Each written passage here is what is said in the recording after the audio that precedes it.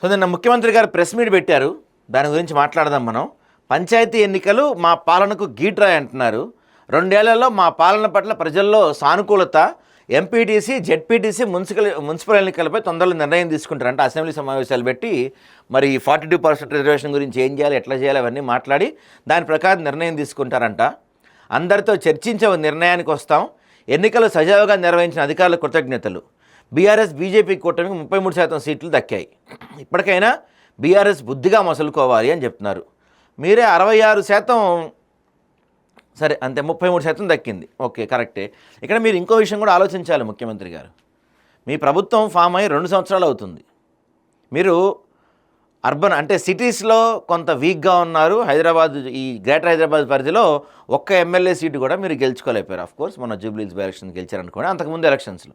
So అంటే మీరు మొదటి నుంచి చెప్తా ఉంది ఏంటంటే కాంగ్రెస్ పార్టీ పల్లెల్లో చాలా బలంగా ఉంది, పల్లెటూళ్ళల్లో చాలా బలమైన పునాదులు ఉన్నాయి కాంగ్రెస్ పార్టీ కానీ మీరు చెప్తా ఉన్నారు. కానీ ఈ ఎన్నికలు ప్యూర్లీ జరిగిన పల్లెటూరులో జరిగిన ఎన్నికలు.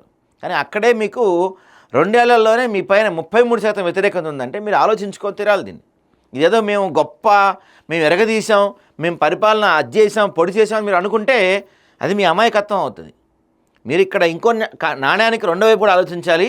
2 ఏళ్లలోనే మీ ప్రభుత్వానికి, అది కూడా మీరు ఎంతో బలంగా ఉన్నామని చెప్పుకుంటున్న పల్లెల్లోనే మీకు 33% వ్యతిరేకత వచ్చింది. ఆలోచించండి. 2 ఏళ్లలోనే 33% వ్యతిరేకత వచ్చిందని 5 ఏళ్ళకి ఇది ఎంత పెరుగుతుంది? దాంతోపాటు మీరు ఇంకొక మాట అంటున్నారు, పంచాయతీ ఫలితాలు మా పరిపాలనకు గీటురాయి అంటున్నారు. అంటే దీన్ని మీరు రెఫరెండంగా తీసుకుంటానికి ఒప్పుకున్నట్లయితే కనుక మీరు ఎంతో ఇష్టంతో నా మానస పుత్రిక అని చెప్పుకుంటున్న 4th సీట్ ఏదైతే ఉందో ఆ చుట్టుపక్కల ప్రాంతాలన్నింటిలో మీ పార్టీ తరఫున పోటీ చేసిన అభ్యర్థి అందరూ ఓడిపోయారు.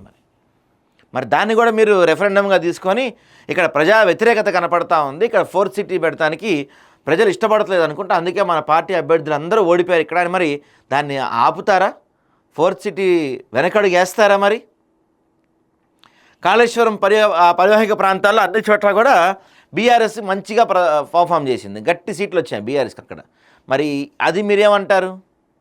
చాలామంది మంత్రులు, ఎమ్మెల్యేలు వాళ్ళ కీలక సొంతలలో కూడా ఓడిపోయిన పరిస్థితి కనిపిస్తుంది. మరి దానికి మీరు ఏ విధంగా రెఫరెండం తీసుకుంటారు?